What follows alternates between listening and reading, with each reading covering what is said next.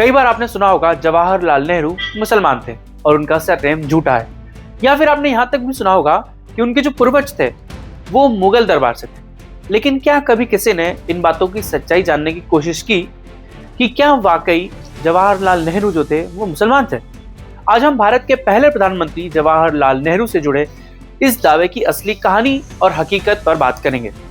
हाय दोस्तों, मेरा नाम है देवेश और आज मैं जवाहरलाल नेहरू मुस्लिम थे या उनका ताल्लुक मुगल दरबार से था, इस बात से पर्दा उठाऊंगा और आपको सच के करीब ले जाऊंगा और बताऊंगा वो कहानी जो सुनी सुनाई नहीं, अफवाहों से नहीं बल्कि इतिहास की किताबों से निकली है।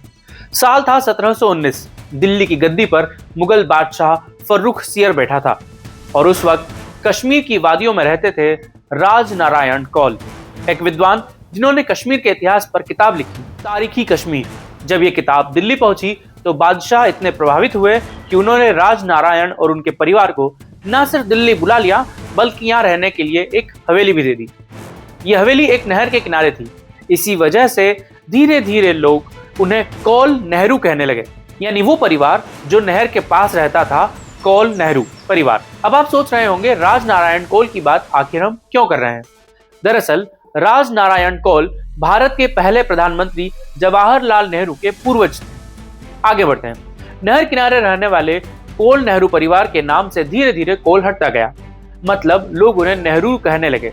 जैसे होता ना पिंकू की मम्मी, गुड़िया की मम्मी, उनका असली नाम लोगों की जुबान पर ही नहीं रहता। ठीक इसी तरह कौल नेहरू नेहरू हो गए और यहीं से नेहरू नाम की शुरुआत हुई। सरनेम की ये कहानी यहीं खत्म नहीं होती। फर्रुखसियर के बाद मुगलों की ताकत घटने लगी, जागीरें छीनी जाने लगी। राजनारायण के पोते मौसाराम कौल और साहिब राम कौल तक आते आते सारा वैभव लगभग खत्म हो गया।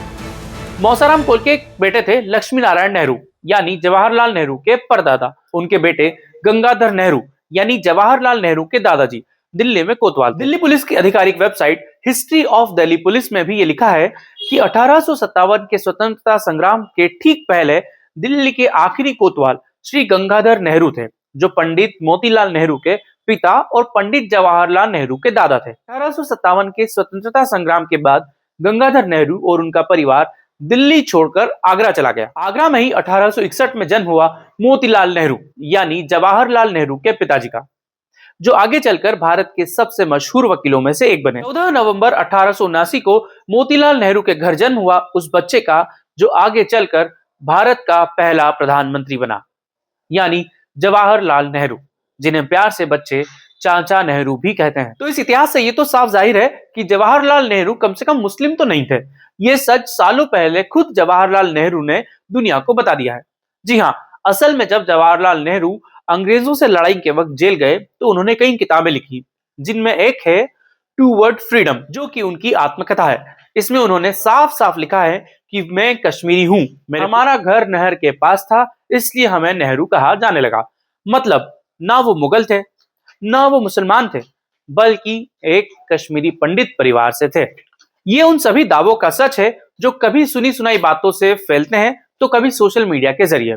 आपको ये वीडियो कैसा लगा और आप किस टॉपिक के पर्दे के पीछे की सच्चाई जानना चाहेंगे, हमें कमेंट करके जरूर बताइएगा। हम उस पर रिसर्च करेंगे और अगली बार हम उसी टॉपिक को लेकर आपके सामने आएंगे। चलिए मिलेंगे अगले वीडियो में, तब तक के लिए धन्यवाद, नमस्कार, जय हिंद।